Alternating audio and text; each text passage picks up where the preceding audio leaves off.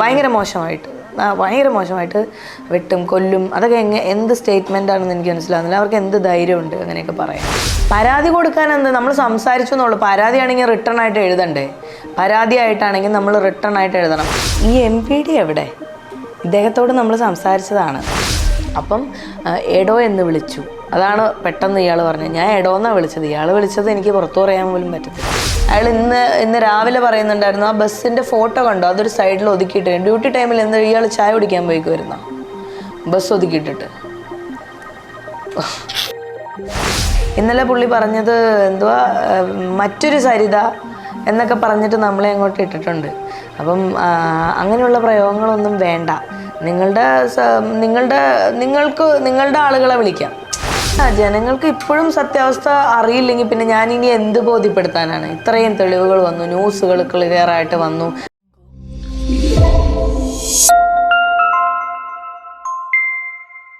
അന്ന് നടന്ന ഇഷ്യൂ ഒന്ന് ചുരുക്കത്തിൽ ഒന്ന് പറയാമോ?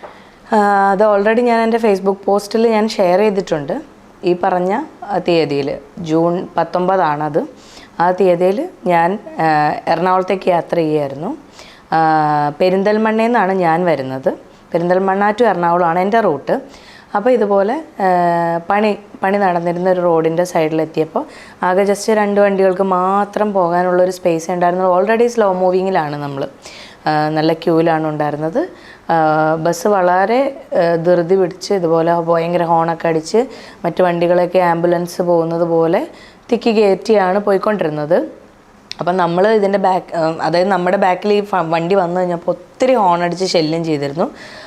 അതുമാത്രമല്ല, അവരത് ഓവർടേക്ക് ചെയ്യാൻ വേണ്ടിയിട്ട് വളരെ അപകടമായ രീതിയിലാണ് അവർ ഓവർടേക്ക് ചെയ്ത് പോയതും. അപ്പോൾ എനിക്ക് പെട്ടെന്ന് പേടിച്ചിട്ട് ഞാൻ വണ്ടി അവിടെ സ്റ്റോപ്പ് ചെയ്യുകയാണ് ചെയ്തത്. അതിനുശേഷം കുറച്ച് മുന്നോട്ട് പോയപ്പോൾ ഈ പറഞ്ഞ KSRTC എൻ്റെ ഫ്രണ്ടിലും ഞാൻ ഈ KSRTCയുടെ ബാക്കിലുമായി മാറി. അപ്പോൾ എനിക്കും തോന്നി, ഇവർ ഇത്രയും ഹോൺ അടിച്ചെങ്കിൽ എനിക്കും ഹോൺ അടിക്കാമല്ലോ, എനിക്കും പോകണം.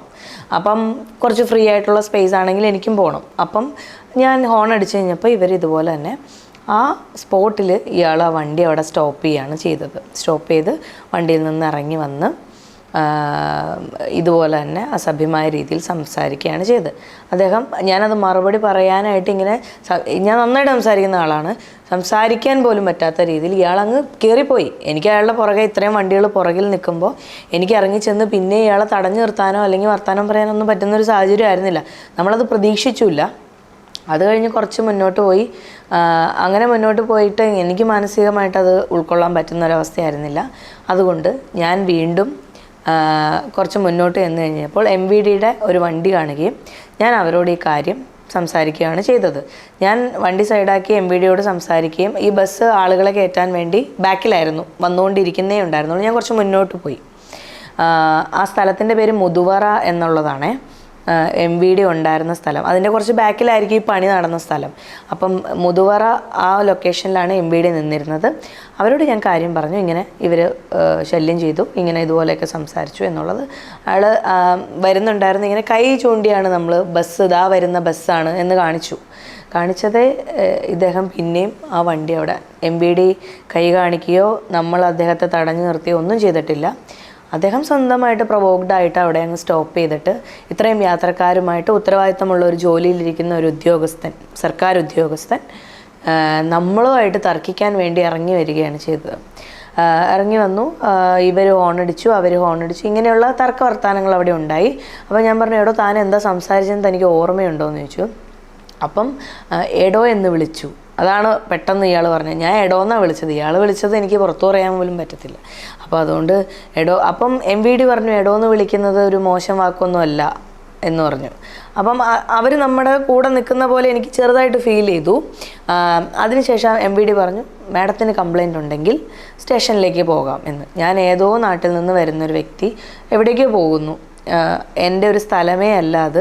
എനിക്ക് എൻ്റെ കൂടെ എൻ്റെ ഹസ്ബൻഡൊക്കെ ഉണ്ടായിരുന്നെങ്കിൽ ഒരു പക്ഷേ ഞാൻ അങ്ങനെ പോയേനെ. പക്ഷേ എനിക്ക് അങ്ങനെ ഒരു സാഹചര്യം അല്ലാതിരുന്നുകൊണ്ടും എൻ്റെ സ്ഥാപനത്തിൻ്റെ ഉദ്ഘാടന സംബന്ധമായിട്ട് ഞാൻ വളരെ തിരക്ക് പിടിച്ച ഒരു സമയമായിരുന്നു.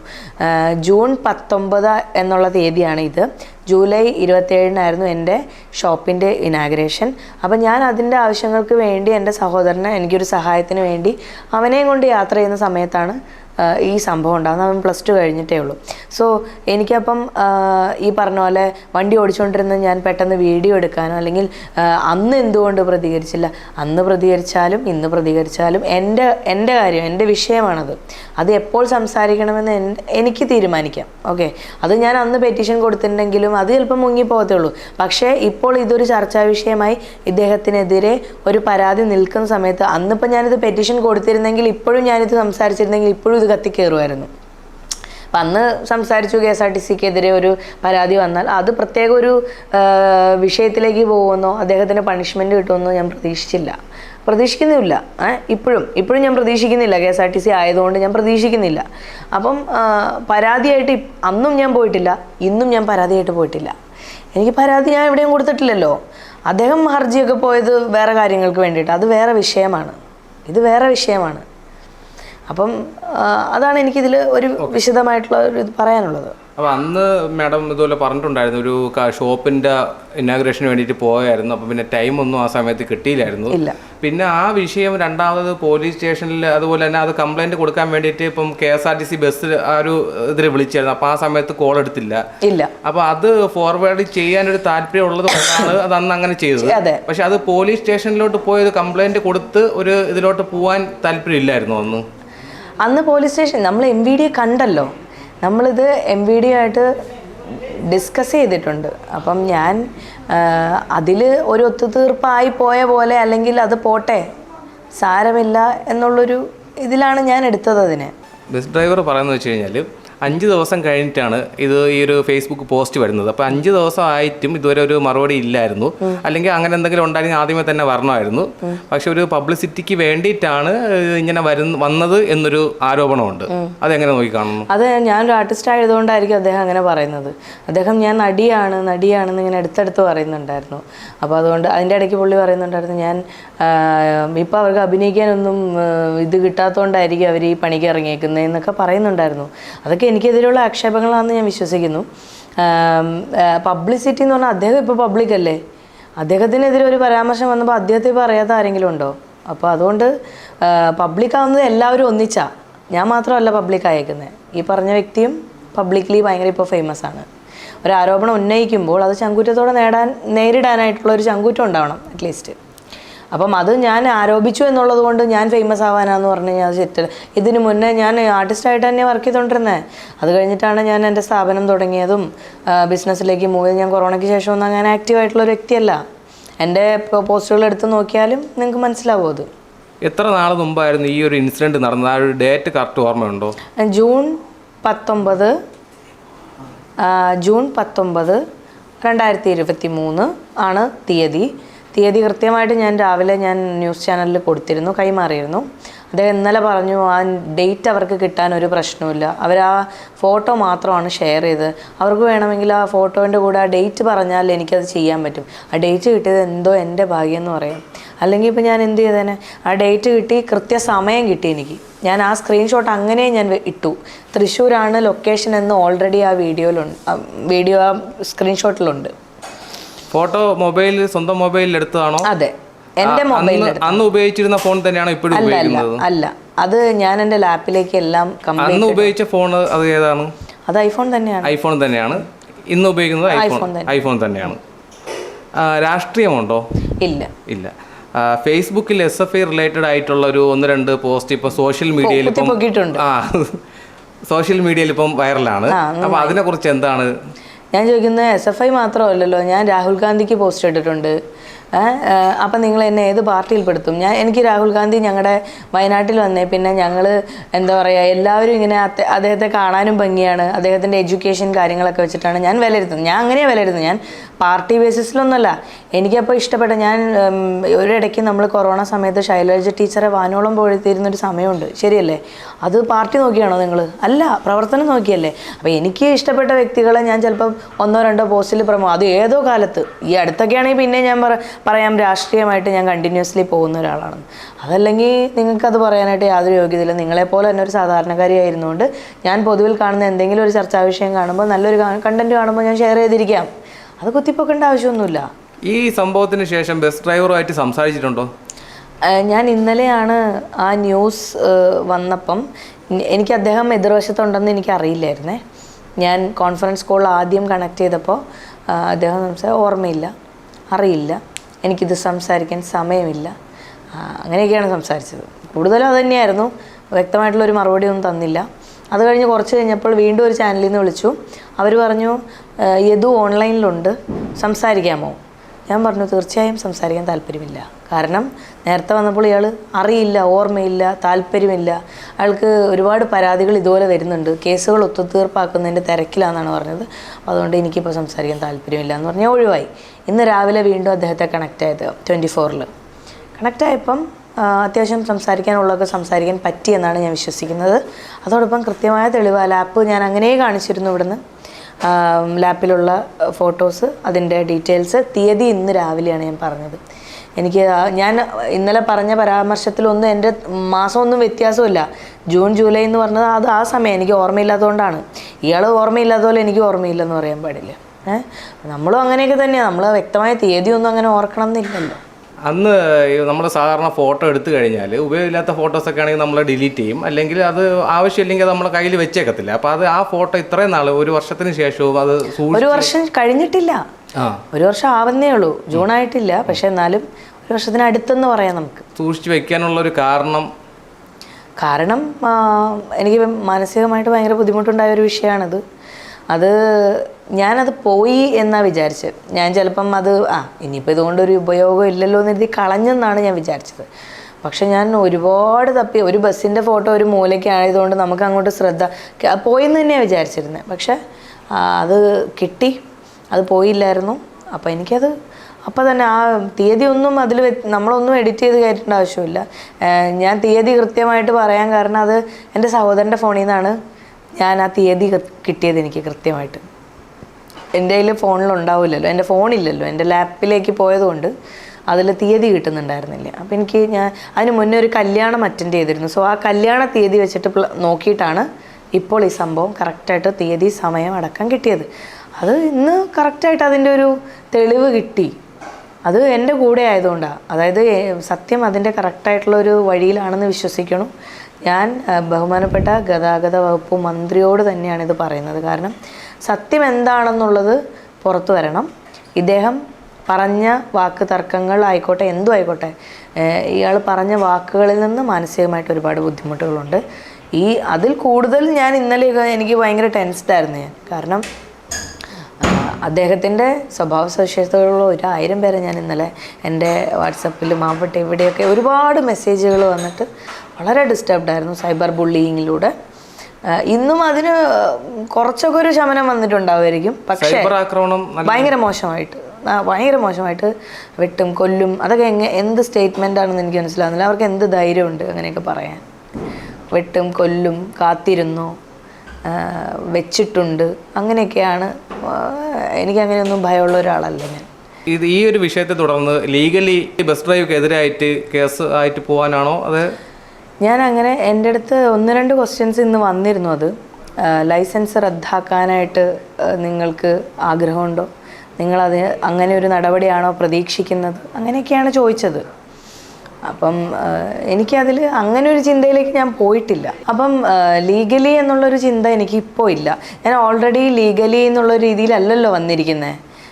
അന്നും ഞാൻ ലീഗലി പോകാമെങ്കിൽ എനിക്ക് പോകാമായിരുന്നു. ഞാൻ അന്ന് പോയിട്ടില്ല, ഇന്നും ഞാൻ ലീഗലി പോയിട്ടില്ല. ഇപ്പോൾ വൈകുന്നേരം വരുന്ന ന്യൂസുകളിൽ കാണുന്നു അവരുടെ പരാതി ശരിയായിരിക്കാം എന്ന് യദൂന്ന്. ഇപ്പോൾ അദ്ദേഹത്തിന് ഓർമ്മ വന്നെന്നാണ് ഞാൻ വിശ്വസിക്കുന്നത്.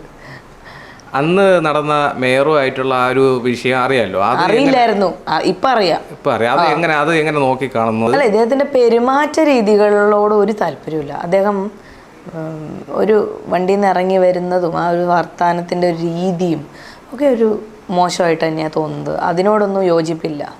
മേയർ എന്ന് പറഞ്ഞാൽ അവരൊരു അധികാരത്തിലിരിക്കുന്ന വ്യക്തിയാണ്. നമുക്കിപ്പം KSRTC ഡ്രൈവർമാരാണെങ്കിൽ കൂടെ ഞാനൊക്കെ പണ്ട് മുതലേ KSRTC ഡ്രൈവർമാർ ഗവൺമെൻറ് ഉദ്യോഗസ്ഥരായിരിക്കുന്നവരെ നമ്മൾ സാർ എന്നാണ് അഭിസംബോധന ചെയ്തുകൊണ്ടിരിക്കുന്നത്. നമ്മളവരെ അങ്ങനെ വിളിക്കാറില്ല. കാക്കിയിട്ടവരെ അങ്ങനെയാണ് വിളിച്ച് എനിക്കൊക്കെ അങ്ങനെയാണ് ശീലം. പക്ഷേ ഈ പറഞ്ഞ പോലെ ആ ഒരു ബഹുമാനം അങ്ങോട്ടും ഇങ്ങോട്ടും വേണം എന്നുള്ളത് ഒരു കാര്യം തന്നെയാണ്. വാക്കുകൾ ശ്രദ്ധിച്ച് ഉപയോഗിക്കാൻ ശ്രമിക്കണമായിരുന്നു. അപ്പോൾ യദുവിൻ്റെ പെരുമാറ്റ രീതികൾ അദ്ദേഹത്തിൻ്റെ മുഖത്ത് ഇന്ന് തന്നെ അദ്ദേഹം മാധ്യമപ്രവർത്തകരോടൊക്കെ വളരെ കയർത്ത് സംസാരിക്കുന്നത് കണ്ടു.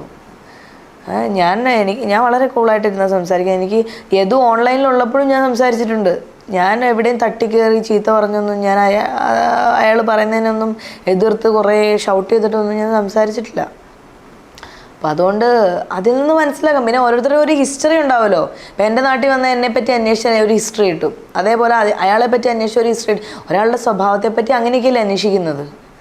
അപ്പം മനസ്സിലാക്കുന്നവർ മനസ്സിലാക്കട്ടെ. സൈബർ ബുള്ളിങ് ഈസ് ഓൾവേസ് കേരളത്തിൽ എയറിൽ നിൽക്കുന്നവരെയൊക്കെ നിലം തൊടാതെ നിർത്തുന്നതാണ് കേരളത്തിൻ്റെ ഒരു നന്മ എന്ന് പറയുന്നത്. അപ്പോൾ അതുകൊണ്ട് ഞാൻ ഒന്നും പ്രതീക്ഷിക്കുന്നില്ല. അതിപ്പോൾ നമ്മുടെ ഇൻഡസ്ട്രിയിൽ നിന്നായിക്കോട്ടെ, അവർ കാണുന്നുണ്ടല്ലോ ന്യൂസ് കാര്യങ്ങൾ ഒക്കെ. രാഷ്ട്രീയപരമായതുകൊണ്ടൊക്കെ ആയിരിക്കും പേടിയുള്ള ആളുകൾ. എനിക്ക് പേടിയില്ല. ഇതിനിപ്പോൾ സപ്പോർട്ടായിട്ട് ഇപ്പം പാർട്ടിയിൽ നിന്നോ അല്ലെങ്കിൽ മറ്റെവിടുത്ത് നിന്ന് ആരെങ്കിലും സപ്പോർട്ടായിട്ട് ആരെങ്കിലും വന്നിട്ടുണ്ടോ? എൻ്റെ സുഹൃത്തുക്കളൊക്കെ തന്നെയുള്ളൂ. അല്ലാതെ പാർട്ടി നമ്മുടെ വാർഡിൽ നിന്നുള്ള മെമ്പർ നമ്മളെ ജസ്റ്റ് ഒന്ന് വിളിച്ചിരുന്നു, ഇങ്ങനെ എന്താ ഇഷ്യൂ എന്നുള്ളത്. അപ്പോൾ അത് സംസാരിച്ചു എന്നല്ലാതെ ഞാൻ ആരോടും പിന്തുണയും ചോദിച്ചിട്ടില്ല.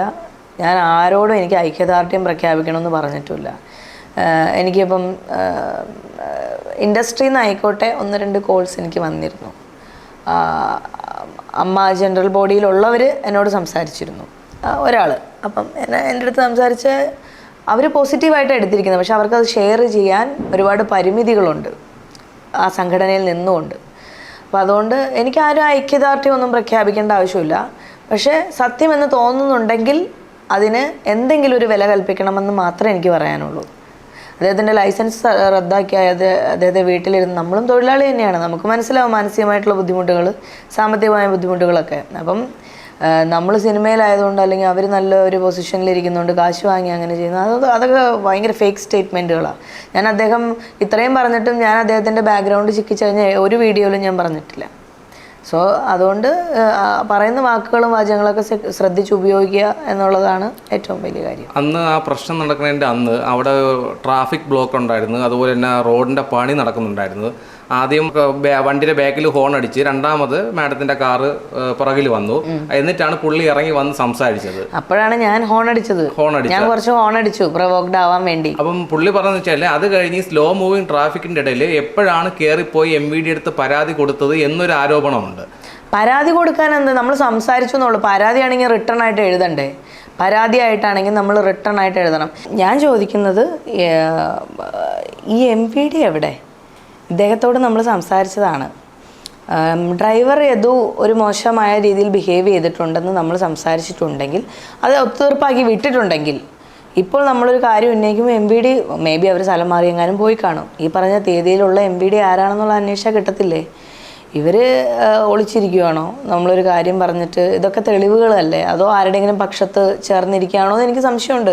കാരണം ഇത്രയും നമ്മൾ സംസാരിച്ചു, MVDയോട് നമ്മൾ പറഞ്ഞു ഒരു 100 വട്ടം പറഞ്ഞിട്ടുണ്ടെങ്കിലും ആ MVD എവിടെയെന്നുള്ളത് ഒരു മനുഷ്യനും, MVDയുടെ കൂടെയും പോലീസുകാരുണ്ടായിരുന്നു, ഇവരൊക്കെ ഇത് കണ്ടിട്ടുണ്ടാവുമല്ലോ, ഇങ്ങനൊരു വിഷയം സംസാരിച്ചതും അല്ലെങ്കിൽ അവിടെ നിന്ന് വണ്ടി കയറിപ്പോയതും. അത് ചിലപ്പോൾ അവരുടെ ദൈനംദിന ജീവിതത്തിലെ ഒത്തിരി വിഷയങ്ങളിൽ പെട്ട ഒരു ചെറിയ വിഷയമായതുകൊണ്ട് അവരത് അത്ര വലിയ സീരിയസ് ഇഷ്യൂ ആയിട്ട് എടുത്തിട്ടുണ്ടാവില്ല. പക്ഷേ ഈ ഒരു സംഭവം നടന്നു എന്നുള്ളത് തെളിവല്ലാതെ ആയി പോകുന്നില്ല നമ്മൾ സംസാരിച്ചത്.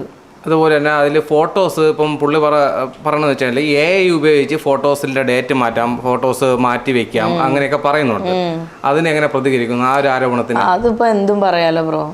ഏത് രീതിയിൽ എങ്ങനെ വേണമെങ്കിലും അയാൾക്കത് ഇല്ല. ഇപ്പം ഇന്നിപ്പോൾ വൈകുന്നേരം അയാൾ പറയുന്നു അവർ പരാതിപ്പെട്ടത് ശരിയായിരിക്കാം എന്ന് അയാൾ പറയുന്നുണ്ടെന്ന് പറഞ്ഞിട്ട് ന്യൂസുകളിൽ കാണിച്ചിരുന്നു. അതില് പുള്ളിക്ക് ഓർമ്മയില്ല, അത് ഇന്നിപ്പോ ഡിപ്പോയിൽ തിരക്കണം എന്ന് പറഞ്ഞത് എന്തുകൊണ്ടാന്ന് വെച്ചാൽ തീയതി ഇല്ല. പുള്ളി ആദ്യം പറഞ്ഞ സ്റ്റേറ്റ്മെന്റ് തീയതി ഇല്ല. അവരുടെ അയാൾ തന്നെയാണ് ഇന്നലെ ഇത് പറഞ്ഞത്. എന്ത്, അവരുടെ ഫോണിൽ നോക്കിയാൽ അറിയാലോ ഈ തീയതി കിട്ടാൻ ഒരു പ്രയാസമില്ല, അതിൽ സ്ഥലവും തീയതിയും കൃത്യമായിട്ട് കാണിക്കുന്നത്. ഞാൻ അതല്ലേ തന്നത് അല്ലേ? അയാൾ ചോദിച്ചതാണ് ഞാൻ കൊടുത്തത്. ഇന്ന് അയാൾ പറയുന്നു എന്താ പറയുക, അത് അങ്ങനെ ഉണ്ടാക്കാമെന്ന്. ഉണ്ടാക്കേണ്ട ആവശ്യമൊന്നും എനിക്കില്ല. എനിക്കങ്ങനെ ഉണ്ടാക്കാനുള്ളൊരു സമയവുമില്ല.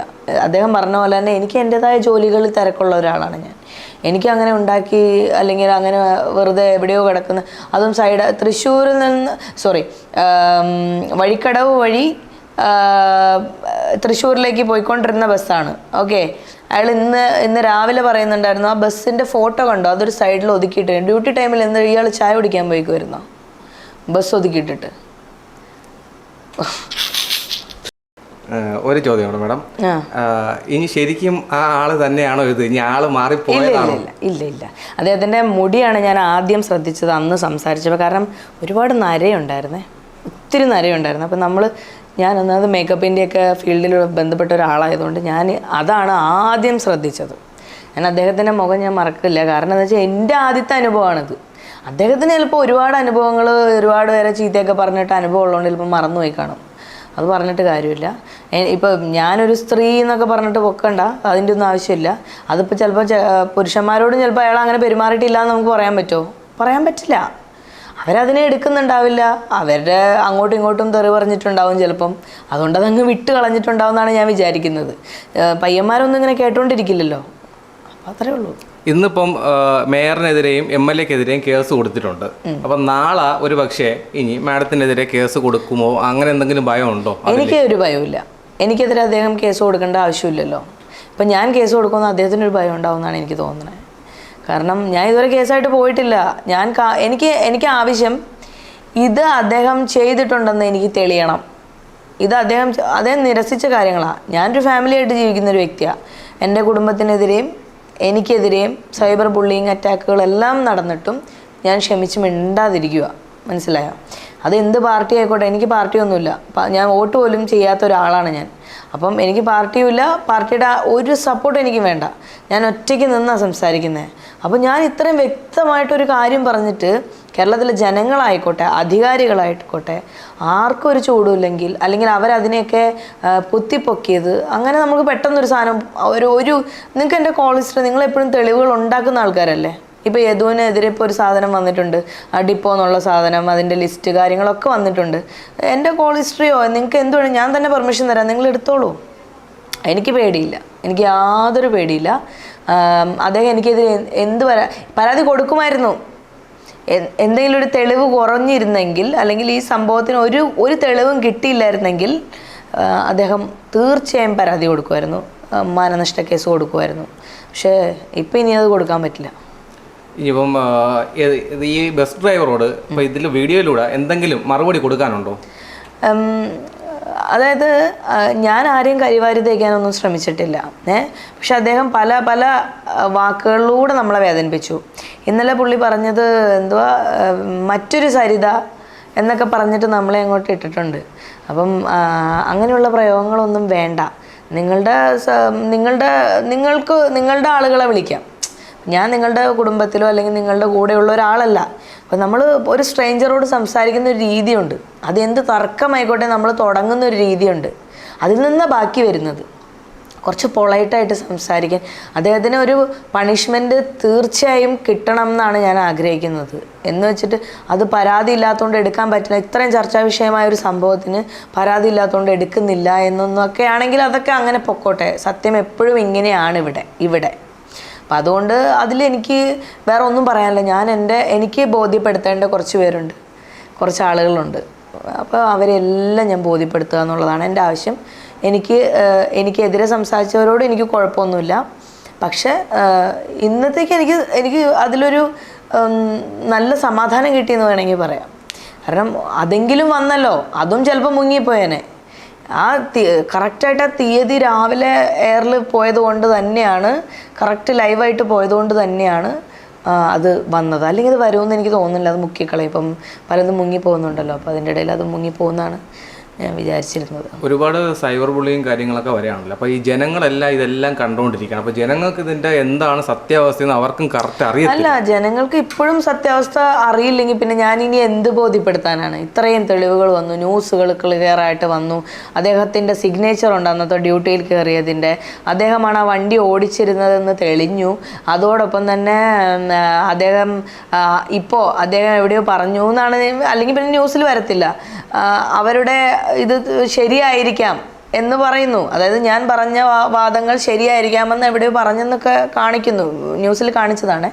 അപ്പോൾ ഞാൻ ചോദിക്കുന്നത്, ഇപ്പം അതിലേക്ക് വരുന്നുണ്ടല്ലോ, അപ്പോൾ അദ്ദേഹത്തിന് ഓർമ്മ വന്നു എന്നാണ് ഞാൻ വിചാരിക്കുന്നത്. എനിക്ക് ഓർമ്മിപ്പിക്കണം എന്നായിരുന്നു. അദ്ദേഹം ഇനി ഒരു കാലത്ത് ഇത് മറന്നു പോകരുത്, അത്രേ ഉള്ളൂ.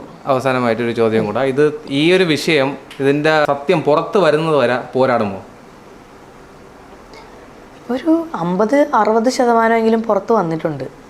എൻ്റെ സൈഡ് ക്ലിയറാണ്, എൻ്റെ സൈഡ് വളരെ ക്ലിയറാണ്. ഓർമ്മയില്ല, എനിക്കറിയില്ല, അയാൾ ഇങ്ങനെയല്ല, ഞാൻ കണ്ടിട്ടില്ല, അങ്ങനെ ഒരു പ്രശ്നം ഉണ്ടെങ്കിൽ ഞാൻ ഓർക്കേണ്ടതായിരുന്നു, എനിക്കെതിരെ കേസ് വരുന്നുണ്ട്, ഇതുപോലെ പല പാർട്ടിക്കാരും അങ്ങനെ അവരൊരു CPM അനുഭാവിയായിരിക്കും, അങ്ങനെയൊക്കെ പറയുന്നതൊക്കെ മുടന്തൻ ന്യായങ്ങളാണ്.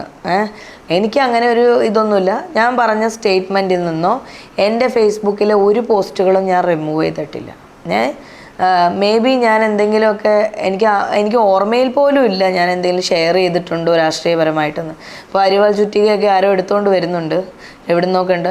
ഞാൻ എന്തെങ്കിലും കണ്ട നല്ല കാര്യത്തിന് ഞാൻ അപ്രിഷ്യേറ്റ് ചെയ്തായിരിക്കും. അല്ലാതെ എനിക്കതിൽ പാർട്ടി എന്നും പറഞ്ഞിട്ടൊന്നും ഞാനൊരു സാധനം, അത് ഏത് വർഷമാണെന്ന് നിങ്ങൾ പറഞ്ഞു എന്തുകൊണ്ട് അന്ന് പ്രതികരിച്ചില്ല എന്നൊക്കെ ചോദിക്കുന്ന പോലെ തന്നെ എനിക്ക് ഏതോ കാലത്ത് ഒരു പോസ്റ്റ് ഇട്ടതിനൊന്നും ഇപ്പോൾ സംസാരിക്കേണ്ട ആവശ്യമില്ല. അത് 2020 4 വർഷങ്ങൾക്ക് ശേഷമാണ്. 4 വർഷം എന്ന് വെച്ചാൽ ആ കൊറോണ സമയത്തൊക്കെ ആയിരിക്കാം, വെള്ളപ്പൊക്കത്തിൻ്റെയൊക്കെ സമയത്ത് ഞാൻ കണ്ടിന്യൂസ്ലി വർക്ക് ചെയ്തിരുന്ന ഒരാളാണ്. അപ്പം എനിക്ക് അത് ആ സമയത്ത് ഞാൻ ഷെയർ ചെയ്ത ഒരു പോസ്റ്റും ഞാൻ റിമൂവ് ചെയ്തിട്ടില്ല. ഇപ്പോഴും ഞാൻ റിമൂവ് ചെയ്യുന്നില്ല, ഒരു പോസ്റ്റും ഞാൻ റിമൂവ് ചെയ്യുന്നില്ല. അല്ല, നമുക്ക് മാനസികമായിട്ട് തോന്നിയ ഒരു വികാരം മാത്രമാണ് നമ്മൾ പുറത്തേക്ക് പറഞ്ഞിട്ടുള്ളത്. അല്ലാതെ ഇതിലൊരു വേറെ ഒരു വിഷയമായിട്ട് ഞാനിതിനെ ചർച്ച ചെയ്യാൻ ആഗ്രഹിച്ചിരുന്നില്ല. പക്ഷെ അദ്ദേഹം പറയുന്ന വാചകങ്ങളിൽ നിന്ന് പിന്നെയും നമ്മൾ പ്രൊവോക്ഡ് ആയിക്കൊണ്ടിരിക്കുകയാണ്. നിങ്ങൾ അങ്ങനെയല്ലേ, നിങ്ങളിങ്ങനെ. അപ്പോൾ അതൊക്കെ കുറച്ചൊന്ന് ഇതാക്കി കഴിഞ്ഞ് കഴിഞ്ഞാൽ ഇത് വളരെ കൂളായിട്ട് അദ്ദേഹം ഒരു ക്ഷമ പറഞ്ഞാൽ ചിലപ്പോൾ ഇത് തീർന്നു പോവും, മനസ്സിലായോ? അപ്പോഴും പുള്ളിക്ക് അത് അറിയില്ല, ഓർമ്മയില്ല. പക്ഷെ അത് ഓർമ്മിപ്പിക്കാതെ എനിക്കിനി പറ്റില്ല. കാരണം എല്ലാവരും എന്നെയാണ് പറയുന്നത്. ഞാൻ ഒരു ആർട്ടിസ്റ്റ് ആണെന്നുള്ളതും കൂടി ആയപ്പം കുറച്ചും കൂടി കൂടിയെന്നാണ് എനിക്ക് തോന്നുന്നത്. അവളങ്ങനെ ഇവളിങ്ങനെ. അപ്പം എനിക്കങ്ങനെയാണ് തോന്നുന്നതും. നടീന്നുള്ളതും കൂടി വന്നപ്പം കുറച്ചും കൂടി അതിൽ കയറ്റി പറയാൻ മുളകും കൂട്ടി എന്നുള്ളതാണ് എനിക്ക് മനസ്സിലാവുന്നത്. എന്തായാലും ഇത് ഓർമ്മിപ്പിക്കാനും ഇത് ഇനി ഒരിക്കലും താങ്കളിത് മറക്കരുതെന്നുള്ളത്, താങ്കളെപ്പോലുള്ളവർ, അതാണ് ഞാൻ പറയുന്നത്, മറക്കരുത്. എനിക്കിത് കേസല്ല, എനിക്ക് എൻ്റെ വ്യക്തിപരമായി എനിക്ക് നേരിട്ട മാനസിക ബുദ്ധിമുട്ടിന് ഒരു പരിഹാരം എന്നുള്ളതാണ്.